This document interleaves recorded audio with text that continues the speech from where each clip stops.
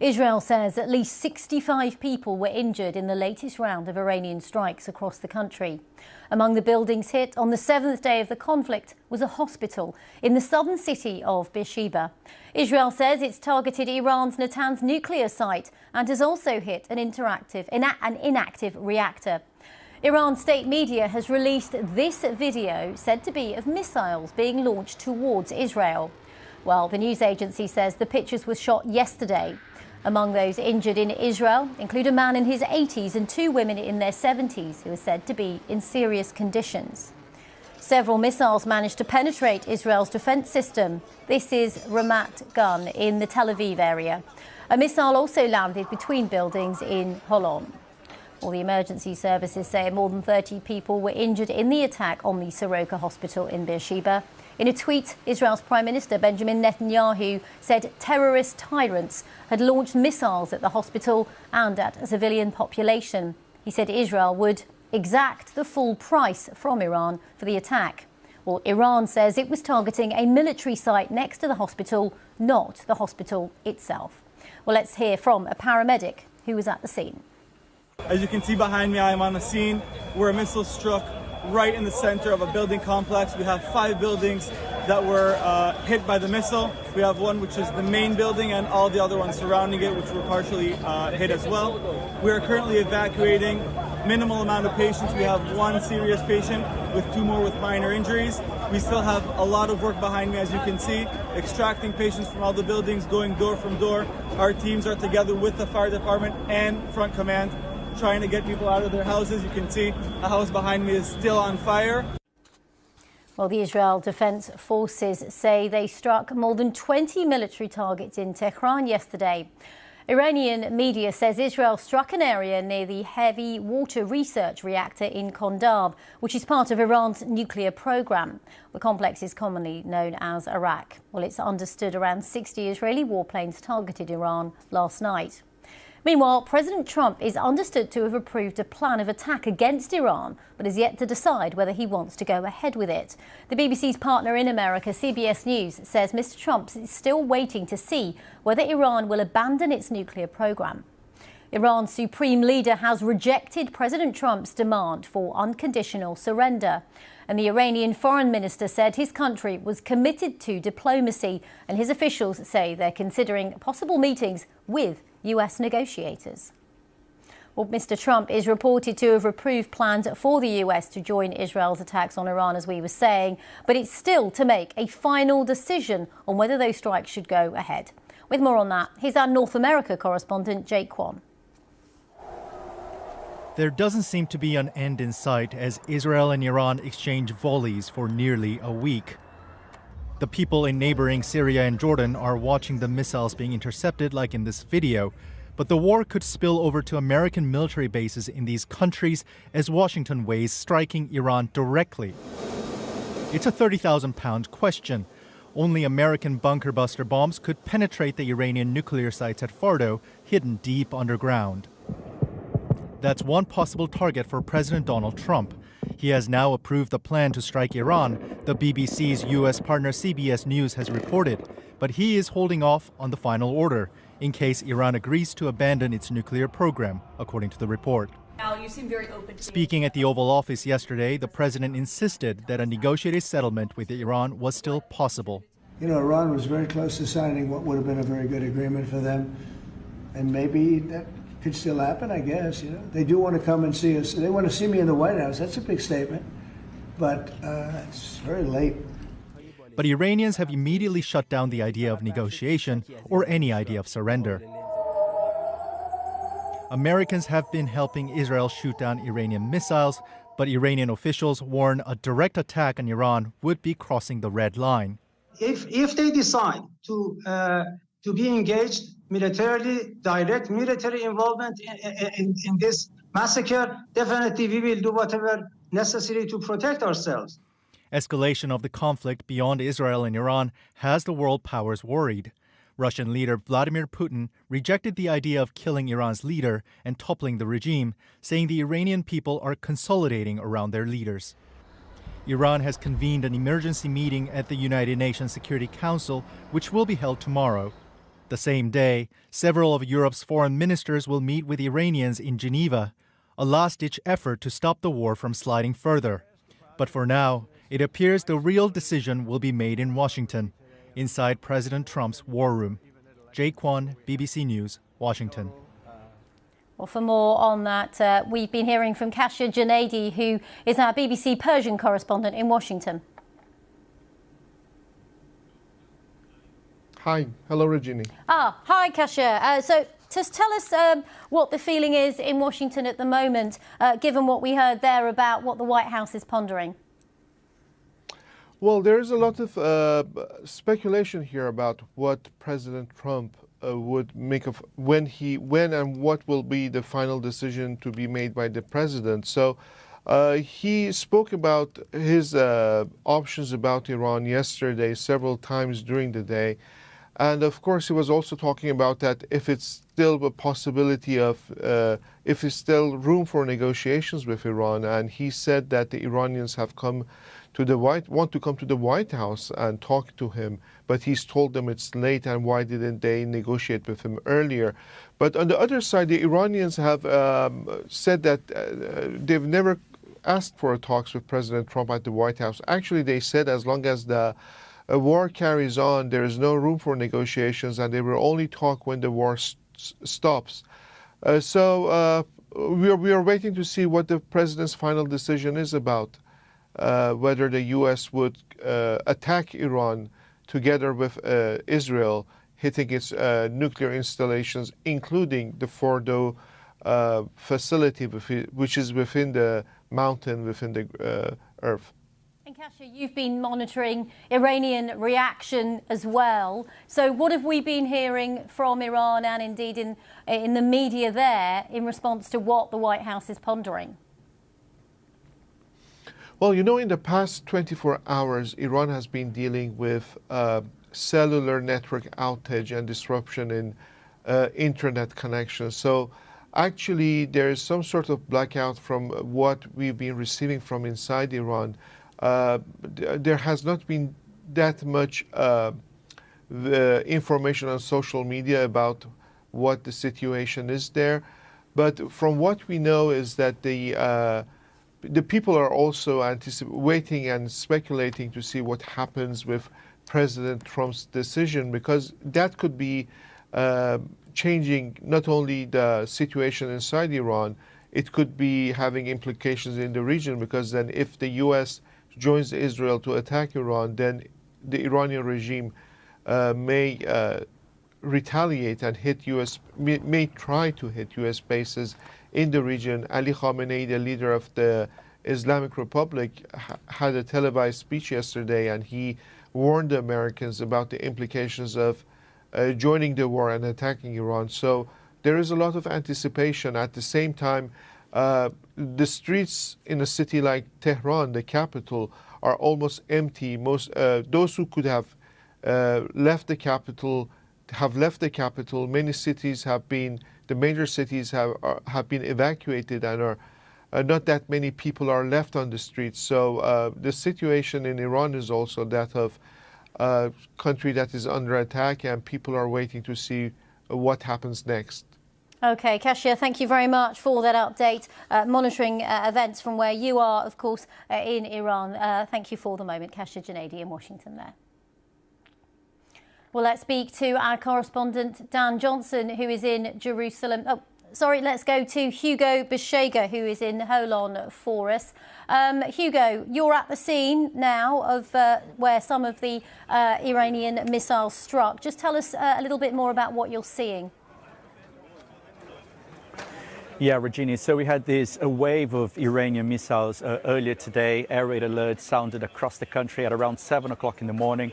The Israeli authorities said around 30 missiles were fired by Iran, as Iran continues to respond to these Israeli airstrikes. Most of those missiles were intercepted by the country's air defense systems, but some of them did manage to penetrate the defenses. And one of those missiles hit here this residential neighborhood in the city of Holon, down near Tel Aviv, and the authorities are saying that the missile landed between these two buildings here. You can see that the top section of that 4-story building partially collapsed. The authorities are saying that 3 people were injured as a result of the attack.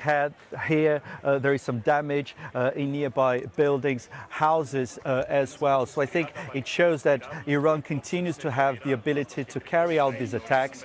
We've seen that the latest attacks by Iran hadn't been as intense, which was seen as an indication of the impact of these Israeli airstrikes on the Iranian military's ability to carry out those attacks. And reflecting that, the Israeli authorities yesterday announced that some of the restrictions that had been imposed because of the war were being eased. So again, what we're seeing here today is that the Iranian military continues to have the ability to carry out these missile attacks, causing a lot of damage in places across Israel.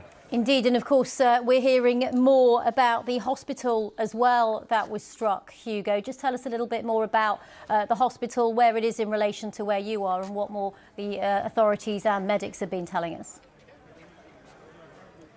Yeah, Regini, so this is a hospital, the Soroka Medical Center in the southern city of Beersheba, about an hour's drive from here. And a missile struck this medical center, medical facility. The Iranian authorities are saying that the target of that attack was a military facility near this hospital. So we've had reaction from the Israeli authorities accusing Iran of deliberately targeting a hospital. We don't know, what the target here could have been, but again, this was another, missile that managed to penetrate the country's air defense systems. Now, the reaction that we're seeing from the Israeli authorities so far indicate that these Israeli airstrikes are going to intensify. The Israeli defense minister says that not only military and nuclear facilities will be hit, but also government buildings, facilities linked to the Iranian regime. So here, I think, again, the strategy, as we've been discussing for days now, seems to be to put a lot of pressure on the Iranian authorities, hinting at possible regime change in Iran as a possible goal in this operation. Indeed. Benjamin Netanyahu saying that Iran will pay a heavy price. So no sign that things are going to let up, Hugo. No sign of de-escalation here. On the contrary, because now we're hearing from, those reports in America that President Trump has decided to go ahead with, has approved military plans for direct American involvement in this Israeli offensive, but no decision has been taken yet. And a little bit of context here, because it's crucial, because this is, a very dangerous moment here in the Middle East, in which we could see a major regional escalation with American involvement. The Israelis have been saying that this campaign is to destroy, damage Iran's nuclear program. They've been saying that Iran was getting close to the point of no return in developing a nuclear weapon. There hasn't been any evidence to support this, this view. The assessment by the international community, including from the Americans, is that the Iranians had made no decision to weaponize their nuclear program. We don't know whether they had plans to do so, but the evidence on the ground was that no decision had been made. Iran says this is a war of aggression, that it has the right to defend itself, and has been threatening to target American military interests in the region if there is direct American involvement. And so we could see, the potential here of a wider regional conflict. Okay, Hugo Beersheba in Holon, thank you very much. Well, let's take you to Beersheba, which is where the hospital that was struck was, because we're listening to, we're not quite sure whether that's a doctor or some sort of official, but let's have a listen in. We will know more by the end of the day, and we will issue more statements. Why have you decided to evacuate one specific area of the hospital yesterday? We've been moving department since Friday, since the beginning of the war with Iran. We've moved all of our unsafe departments immediately, and in the following days we've moved departments that have sheltered areas, but we felt should be more protected. So for instance, the ward that we moved yesterday, that was hit today, does have sheltered areas, but we felt we can do better, and we moved it. This was not as a result of any warning or expectation. It's just what we do for emergency preparedness. How many patients are now where in the hospital during Around 650. Most of them in sheltered areas, or formal sheltered areas. Yes, we do have an underground hospital. We moved probably around 150 patients who are immobile to sheltered areas several days ago, well, 4 or 5 days ago. How do you react personally to that? Sorry, what is your state of mind right now? We're working and providing care for the population. The personal feeling will take a while, as was the event on October 7th. But it's total shock that someone would target a medical center. People in the hospital, the people we have left in the hospital are elderly people, cancer patients, people who need urgent medical care that cannot go home. And these people were targeted directly to be killed by a missile attack. There is no other explanation for this, and it's shocking that such a thing would take place. Thank you very much. OK, we're just going to leave that. Apologies, the sound was not that clear, but a little update from Beersheba. Of course, that is where the hospital was hit by a wave of missiles from Iran. Well, let's go to Jerusalem and speak to our correspondent, Dan Johnson, who's been monitoring all developments from there. Dan, we heard there from Hugo and from Kasia, really, how both Israel and Iran are not going to de-escalate. In fact, what we've seen overnight just shows how things are intensifying.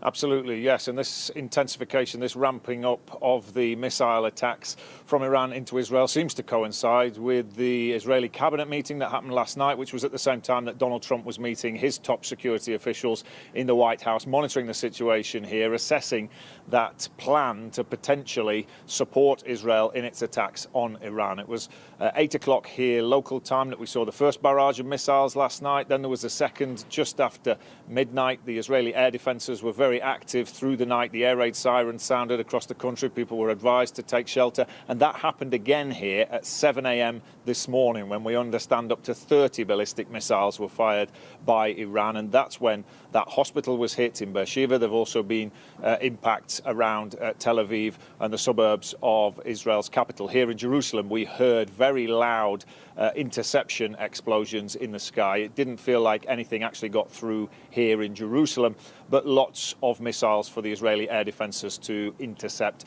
And that was the most intense barrage to hit this city, people are saying, in the week of this intensifying conflict. And it's underlined to everybody exactly what the risk is, what is at stake here. Now, I suppose it cuts both ways, and some people will argue this shows the threat that Iran is continuing to pose to Israeli citizens, to their neighbourhoods. Therefore, why Israel has to continue its strikes on Iranian targets and why it needs that US support. Others will say, look, this is what happens if you provoke Iran, and that if there is any further escalation in this conflict, we're going to see more of this, more damage in Israel, more loss of life, more casualties. Around 65 people across the country are reported injured this morning. And the Israeli authorities have this morning issued an update about the entire 7 days of this conflict so far, saying that 24 people in Israel have been killed, over 830 injured, and 20,000 buildings or vehicles have been damaged in the last week or so. So it's clear to everybody what the cost of this conflict is, but still a huge decision for Donald Trump and for the Israeli leadership to make about exactly what happens next, whether they try to push towards some sort of peace negotiation or a deal, or whether indeed they do escalate, as Benjamin Netanyahu seems to favour. That's why he's asked for that US support. It is possible that everything we've seen, the increased rhetoric, the ramping up of attacks, is all designed to put pressure on, to show force, to solidify each side's position so that they can make a negotiation, they can bargain from a position of strength. But it's also possible that this is the uncontrolled escalation that people have been warning about, that this runs away now and that we see even more destruction both in Iran and here in Israel too. That's what people are fearing.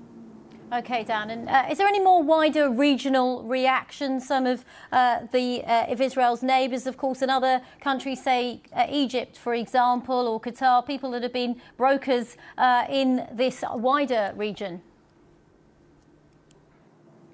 Yeah, most of the surrounding countries have been pushing increasingly over the past few days for a peace settlement. And we've heard that message coming from as far afield as China and Russia too.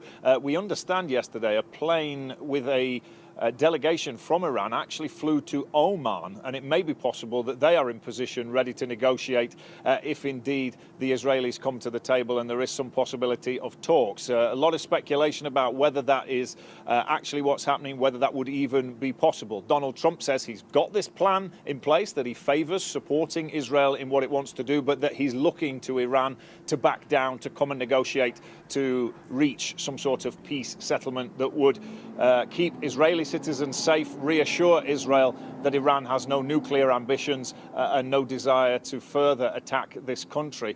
But the Israeli leadership is very strong in condemning the attacks this morning, the apparent targeting of a civilian site. The Israeli minister Itamar Ben-Gvir has called the Iranians Nazis for attacking that hospital. The Iranians have responded to that, saying that actually they were targeting some sort of intelligence or military technology facility that is nearby to that hospital. But the rhetoric again is increasing. Israel has promised that there will be more attacks in retaliation to what we've seen overnight and this morning. So at the moment, all the indications are this is potentially going to get worse before it gets better. But it is always possible that this is the two sides going up to the brink before they come back and potentially negotiate some sort of settlement. Whether that's likely, all up in the air, potentially all for Donald Trump to decide. OK, thanks so much, Dan Johnson in Jerusalem for us. Let's stay with the story. Let's now speak to Azadeh Moaveri, the Associate Professor of Journalism at New York University. Thank you very much for joining us here on BBC News. As we heard from Dan there, things just seem to be escalating. As your perspective of someone who watches Iran very closely, what do you think the calculations are in Iran at a government level at the moment? I mean, we know that there are pre-negotiations going on. There are intermediaries who are trying to broker some sort of preliminary talks in excuse me, ahead of possible return to the negotiating table. There's a meeting of Iranian diplomats and the E3 on Friday. But I think for any of that to be feasible, for talks to be restarted, from the Iranian side, there would be a clear expectation that the bombing would stop first. I think it's impossible that Iran would be willing to go back to the table and resume where they had left off when Israel attacked Iran while this fighting continues, if the nuclear facility at Fordow is bombed. So, there's frantic diplomatic activity going on. The Iranians have been messaging and they're in touch with various intermediaries, but the precondition would be for the bombing to stop first. Which countries do you think hold a sway over Iran in this equation at the moment? I mean, some people have even talked about Russia and the relationship Russia has with all the players in this. I mean, I think Iran is strategically lonely. I don't think that there is any player that is capable of pressuring Iran to do what it's not inclined to do, to reassert some form of deterrence. Inside Iran, this is very much playing out and perceived and being waged by Israel as a war on civilians. I think it's really critical that the media framing of the sites that are being targeted inside Iran acknowledges that it's not simply nuclear sites that are being hit. They have been hitting for the past 6 days municipalities, water systems, energy infrastructure, refineries, media bases, civilian areas, and dense neighborhoods. So this is not targeted clinical strikes on a nuclear program. This is a war that's being waged on civilians, and there's mass displacement of millions of people. It's very hard to get casualty numbers. But I think the Iranian leadership understands that the public mood is changing. Iranians perceive this as an attack on the Iranian nation, on its sovereignty, and there is a real sort of patriotic sort of palpable sentiment emerging. You know, people feel like their livelihoods are being threatened. You know, the scenes that I'm seeing in Tehran, what I'm hearing from friends and family. I mean, I covered the Russian full-scale invasion of Ukraine through the displacement of Ukrainian refugees. You know, you have a massive civilian population that's on the move. Very vulnerable people can't move. So I think to the extent that public sentiment inside the country is coalescing around that, that gives the government a sense that... Got to stop you there. Azadeh Moaveni, thank you very much for ending this half hour. There's plenty more on the BBC News website. Do stay with us.